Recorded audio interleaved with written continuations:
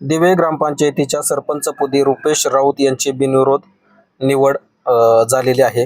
पुरंदर तालुक्यातील दिवे ग्रामपंचायतीच्या सरपंचपदी शोभा दिलीप झेंडे यांचा नेमून दिलेला कालावधी संपल्यामुळे राजीनामा दिला होता। त्यांच्या जागी रुपेश दत्तात्रय राऊत यांची दिवे गावच्या सरपंचपदी बिनविरोध निवड झाल्याचे निवडणूक निर्णय अधिकारी तथा दिवे पंचमंडल कृषी अधिकारी सुहास कांबळे यांनी नुकतेच जाहीर केले। सहाय्यक निवडणूक निर्णय अधिकारी म्हणून रश्मी सांगळे व तलाठी सुतार यांनी याच्या संदर्भात कामकाज पाहिले। भाजप नेते बाबासाहेब जाधवराव यांच्या हस्ते सरपंच रुपेश राऊत यांचा सत्कार करण्यात आला। यावेळी शोभा झेंडे, योगेश काळे, गुलाब झेंडे, अमित झेंडे, उपसरपंच सुमन टिळेकर, ग्रामपंचायतीचे सदस्य राजाराम झेंडे, भारती आढाळगे, श्रद्धा काळे, सुजाता काळे, शोभा लडकत, शोभा टिळेकर, निलेश जाधवराव, लक्ष्मी पवार, सुभाष पवार, मनोज क्षीरसागर, विशाल पवार, राजेंद्र लांडगे उपस्थित होते। सरपंच निवडीनंतर युवा नेते बाबासाहेब जाधवराव, माजी जिल्हा परिषद सदस्य संगीता काळे, साधना सहकारी बँकेचे व्यवस्थापक राजेंद्र काळे, सरस्वती मंगल कार्यालयाचे मालक बाळासाहेब काळे, चेअरमन गणपत शेतकल, माजी सरपंच बापूसाहेब राऊत, बापूसाहेब टिळेकर, ॲडव्होकेट बबनराव लडकत, अविनाश झेंडे, अतुल जाधव, युवराज जाधवराव, विठ्ठल जाधवराव, मोहन जाधव, रमाकांत काळे, रेवणनाथ जाधव, नाना पाटील, नामदेव झेंडे, परशुराम राऊत, रोहिदास तळेकर, दादा राऊत, रोहिणी राऊत, अशोक कुंभार आदींसह दिवे पंचक्रोशीतील ग्रामस्थ यावेळी उपस्थित होते। माजी सैनिक व कृषी राज्यमंत्री दादासाहेब जाधवराव व युवा नेते बाबाराजे जाधवराव यांच्या मार्गदर्शनाखाली शासनाचा भरीव निधी आणून दिवे गावचा सर्वांगीण विकास करण्यासाठी प्रयत्न करणार असल्याचे यावेळी नवनिर्वाचित सरपंच रुपेश राऊत यांनी सांगितले। कार्यक्रमाचे प्रास्ताविक हे गणपत शेतकल यांनी केले होते, तर सूत्रसंचालन रामभाऊ झेंडे यांनी केले। आभार गुलाब झेंडे यांनी मानले। निवडीनंतर भाजपाचे नेते बाबासाहेब जाधवराव, गुलाब झेंडे, अमित झेंडे यांनी काय प्रतिक्रिया दिल्या त्या आता आपण पाहणार आहोत। त्याआधी आमच्या चॅनेलला सबस्क्राईब, लाईक, शेअर जरूर करा। पूर्वी ग्रामपंचायतीची निवडणूक झाली होती, त्यामध्ये आदरणीय दादासाहेब जाधवराव असतील, ॲडव्होकेट बाजीराव झेंडे साहेब असतील, भाऊसाहेब झेंडे असतील, आमचे गणपतांना शेतकल असतील, नंतर आमचे बापू राऊत असतील, लडकत वकील असतील, राजाभाऊ काळे असतील, आमच्या काळेताई असतील जिल्हा परिषद सदस्य, या सर्वांच्या माध्यमातून ही आम्ही निवडणूक खेळली। त्या काळी गावचे तरुण तडफदार कार्यकर्ते आमचे अमित भाऊसाहेब झेंडे, दुसरे आमचे वयोवृद्ध गुलाबतात्या झेंडे आणि आम्ही सर्वांनी ते पॅनल उभं केलं होतं आणि त्याच्यात ती आम्हाला चांगलं यश मिळालं। त्या यशाच्या माध्यमातून प्रत्येकाला पूर्वी कसं होतं 5 वर्ष राहायच्या, 10-20 म्हणजे तुम्हाला सांगतो आपले शिवरीचे कामठे बापू 35 वर्ष सरपंच राहिलेले। आता तसं काय होऊ शकत नाही, प्रत्येकाला इच्छा असते। आणि मग तिथे ठरलं होतं की पहिल्या ह्याच्यामध्ये अमित भाऊसाहेब झेंड्यांना सरपंच, मग गुलाबतात्यांना सरपंच, मग आमचे योगेश बापू काळ्यांना सरपंच, मग सुमन दिलीपराव झेंड्यांना सरपंच आणि शेवट रुपेश राहिला होता।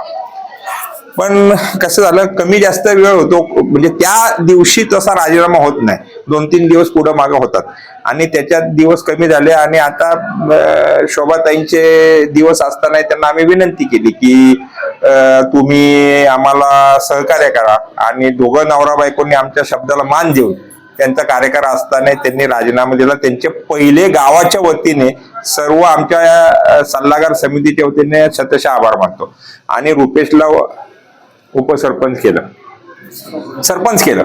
आणि आमच्या सुमनताईंचं मध्यंतरी 15 दिवसापूर्वी उपसरपंच म्हणून निवड झालं. मला यायचं होतं पण माझे वडील आजारी होते आणि शोभाताई आणि माझे वडील आजारी असल्यामुळे मला इच्छा होऊ शकली नाही, मी येऊ शकलो नाही. त्याच्याबद्दल दिलगिरी व्यक्त करतो. पण त्यांनाही झालं, सर्वांचं झालेलं आहे. त्याच्यानंतर महाराष्ट्रात खूप स्थित्यांतरं झाली. त्याच्यामध्ये राजाभाऊ आमचे राजाभाऊ तसा माझा जुना माणूस, म्हणजे राजकारणात नसणारे राजेंद्र झेंडे आमचे जुने माणसं आहेत. राजकारणात होता का? नव्हता त्यावेळेसपासून.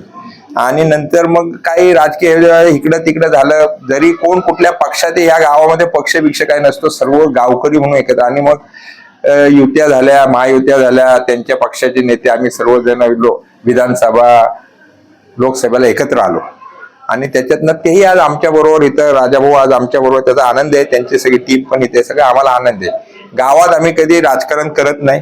गावाच्या विकासाच्या बाबतीत या सर्व तरुणांनी असंख्य कोट्यावधी रुपये प्रत्येकाच्या माध्यमातून इथं आणलेले आहेत. अमित भाऊसाहेबांनी आणलेले आहेत, गुलाब तात्यांनी आणले, योगेशनी आणलेले आहेत, राजाभाऊंनी आणले. सर्वांनी आपले आपले पैसे आणून गावच्या विकासाकरता अतिशय चांगल्या पद्धतीने कार्य चाललेलं आहे. दिलेल्या शब्दाप्रमाणे सगळी कामं झालीच आपली, झालेले आहेत. आमचे सुतार भाऊसाहेब आज इथं नाही आहेत, आमच्या काळेताई इथं आल्या आहेत. काळेताईंनी अनेक हे दिलेलं आहे आणि खूप चांगला विकास या गावचा या सर्व तरुण कार्यकर्त्यांनी केलेला आहे. ते जरी माझा आणि दादासाहेब आणि झेंडे साहेबांचं, आमच्या ॲडव्होकेट बाजीराव झेंडे साहेबांचं नाव घेत असले तरी पण प्रत्यक्ष ऑन फील्ड या मुलांनी खूप चांगलं काम केले.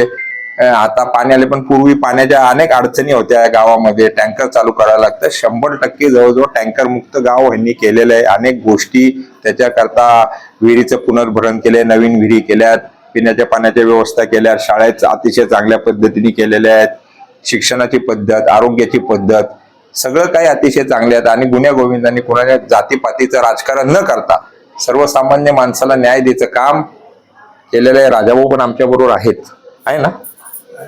तर सगळ्यांनी आम्ही केलेलं आहे आणि सर्वांचे मी शतशः आभार मानतो. आणि असंच पुढं तरुणांना संधी देऊ. नवीन नवीन पोरं आहेत, बाहेरही अनेक जण उभी आहेत की त्यांची इच्छा आहे की आम्ही सरपंच झालो पाहिजे आणि त्या दृष्टिकोनातून आम्हाला त्यांना करायचंय. राहता राहिला आमचा झेंडेवाडीचा प्रश्न आहे, तुम्ही कोणीतरी काल मला विचारलं, तोही आम्ही सामोपचाराने मिटू. आणि तिथेही दिलेला शब्द आम्ही प्रामाणिकपणे पाळू, कारण का त्याच्यावर माझी सही आहे, आमच्या भिकनभाऊंची सही आहे, राजाभाऊ काळेंची सही, अमित भाऊसाहेबांची सही आहे, आमच्या सर्वांच्या सही आहेत. त्यामुळे आम्ही तोही शब्द दिलेला आम्ही करू. एखाद दिवस इकडं तिकडं होईल, पण आमच्याकडे काही वाद नाही, विवाद नाही. आम्ही सगळे गुन्ह्या गोविंदाने आहोत. काळेताई आमच्या महिला आहेत, तेही मोठं मन दाखवतात. त्यांचं काही इच्छा आहे का अजून? काय नाही आहे. आम्ही सर्वजण आहोत. आमचे राजाभाऊ काळे पण असतात आमच्यावर, ते आता येतील, आले नाही तर आम्ही सर्वजण आहे. इथं कुठलाही भेदभाव गरीब श्रीमंत काही नाहीये. आणि नाना तुम्ही बघताय, तुम्ही सर्वजण येतं अमोल, इथं काही नाही. इथं सर्वजण अतिशय चांगले आहेत, कार्यकर्ते चांगले आहेत. कसलं राजकारण नसतं जे बाकीच्या गावांमध्ये होतं तसं इथं नाहीये. अतिशय प्रगत गाव आहे, सुशिक्षित गाव आहे, सुसंस्कृत गाव आहे. आणि गावातली सर्व तरुण मंडळी अतिशय चांगल्या पद्धतीने काम करतात, एक वेगळ्या विचारांनी या राष्ट्राला मदत करत असतात. नवीन आलेले आमचे कुठे गेले तलाठी भाऊसाहेब, सुतार भाऊसाहेब, काय आमच्या गावात सुतारांचं चलती आहे. ग्रामसेवक सुतार, तलाठी सुतार, सगळं काय आहे. त्यांचे आभार मानतो. कांबळे भाऊसाहेबांचे पाय आमच्या गावाला लागले, ते येत नाहीत पण येत जात जावा बाबा. सर्कल आहात तुम्ही, तुमचं काम आहे. पूर्वी सर्कलला मोठा मान असायचा. आता बाहेरच्या भाषणात सांगतो, अजित गोळे आलेत, बाकीचे सगळेजण आलेत, अविनाश झेंडे आहेत. सर्वांचे आभार मानतो. तुमच्या सर्वांनी आमच्या शब्दाला मान ठेवला. तुम्ही जर शब्दाला मान ठेवला नसता तर हे आम्ही साध्य करू शकलो नसतो.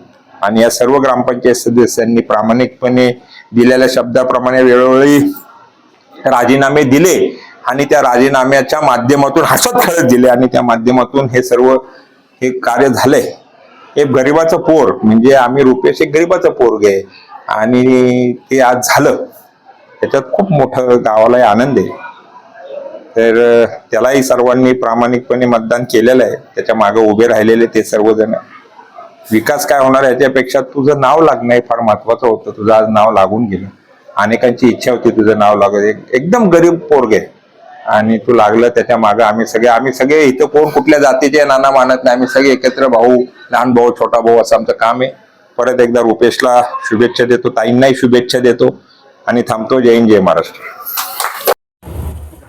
ते आम्हाला घेत नाही आणि ते रताळ्याताईंचे सर्वांचे मी आभार मानतो की तुम्ही आम्हाला खूप मोठं सहकार्य केलेलं आहे. त्या राजाभाऊ मुळे पण इथे अनेक जण आले होते आणि दिलेल्या शब्दाप्रमाणे 6 उपसरपंच 5 सरपंच झालेले आहेत. खूप मोठी गोष्ट आहे. तुमच्या शब्दाला मान दिलेला आहे, स्वतःचा आभारी आहे. याचं मी कोण दाखवायला जागा राहिली नसते. मी काही केलेलं आहे खूप मोठी गोष्ट आहे. त्या स्वतःच्या सर्वांचे आभार मानतो. रुपेश मुलाई दिलेला जो काही वेळ असेल तो प्रामाणिकपणे गावाच्या करता काम कर. कांदा बाजूला ठेव आणि सर्व अनेक आता मुलांचे दाखले दुसरे अनेक कामं आहेत ती करा. सर्व पत्रकार मंडळी आमची इथं आलेली आहे.